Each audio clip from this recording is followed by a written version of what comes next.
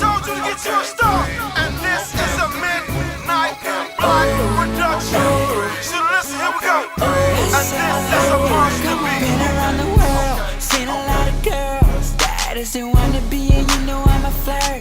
Looking like models, got bodies designed in the shape of Coke bottles. I seen a lot of them, but I don't know where this one right here came from. Cause she got what I need, and she got just what I want. Let it all come in one, baby, you ain't seen none. Got your boy feeling like I do. This one is special, everybody know. Never seen a woman like this one before. Definition of a lady, I can't let her go. Gotta have her with me cause it's like that. And she know she got that. I've been all around the world and never seen a girl that got me up in like a book and all because she got that.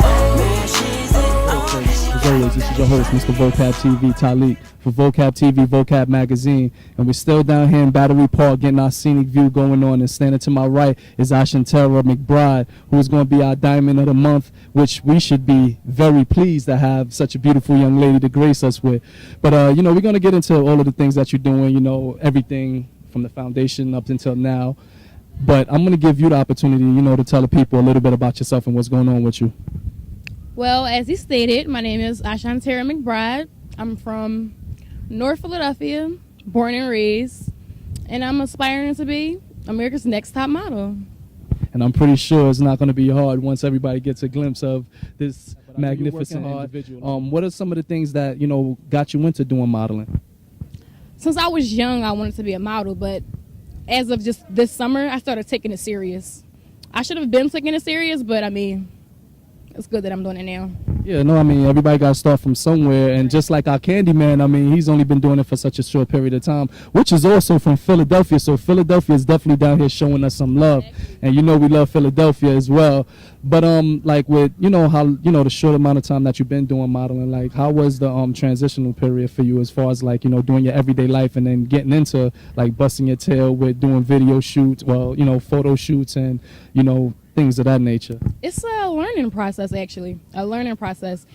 Everything that you do changes. Like before I started taking modeling serious, I would like be at home or work or with my friends somewhere. But now I barely have time to see my friends because I stay so busy. I've been so busy with this industry right now.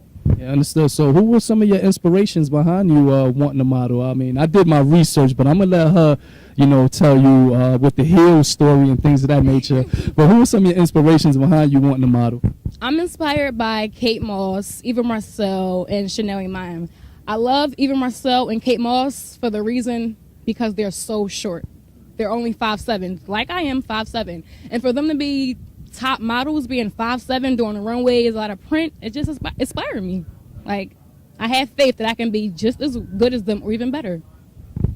I don't mean to start joking, but this is not fair. She says she's 5'7", and I know I'm 5'9", but I'm looking at you right now. Now, but it's actually the heels, but yeah, I'm a short guy, so nobody joke on that. But you know about you with the situation with heels, as a matter of fact.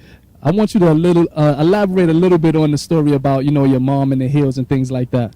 When I was young, a little kid, I would walk around the house with my mom heels on, practicing my runway. And I would also stand in front of the mirror just doing, you know, like little different poses and whatnot.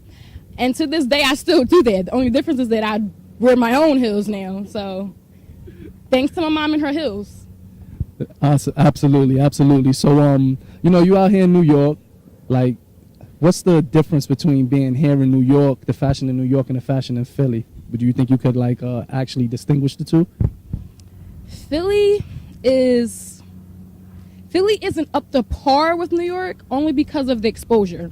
Philly hasn't really had that, like, wow factor. Like, look at us, we're Philadelphia. Like, they haven't had that yet, and New York has that. But in due time, Philly will get there.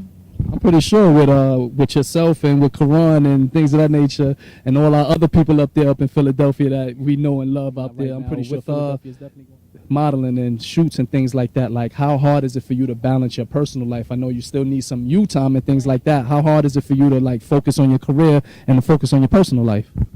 Actually, it's not that hard.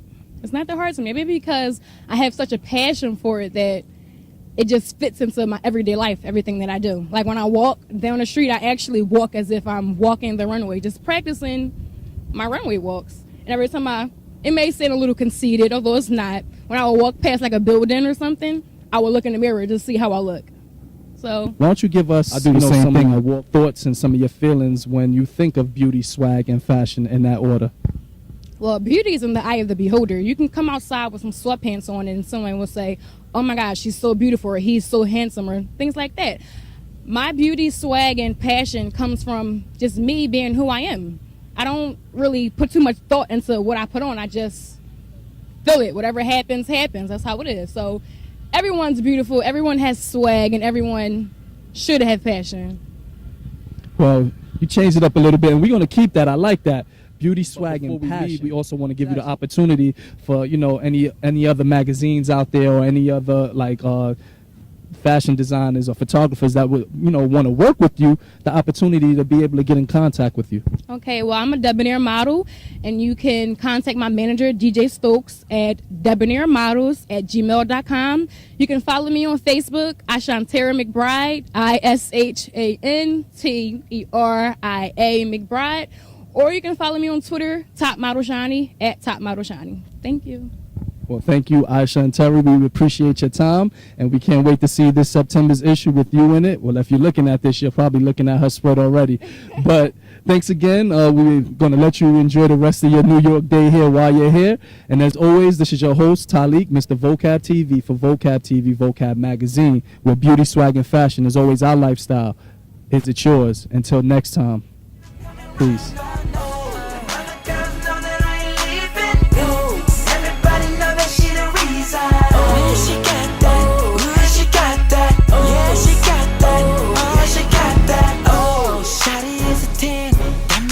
Back over and over again. She got me blown like the wind, trying to control it, but I lose my mind every time she let me hold it. I guess she got me folding under pressure still, got me feeling gone, addicted like she appealed. But I like how I feel. I don't wanna change it. Shawty got me feeling so good, I had to name it. This one is for sure.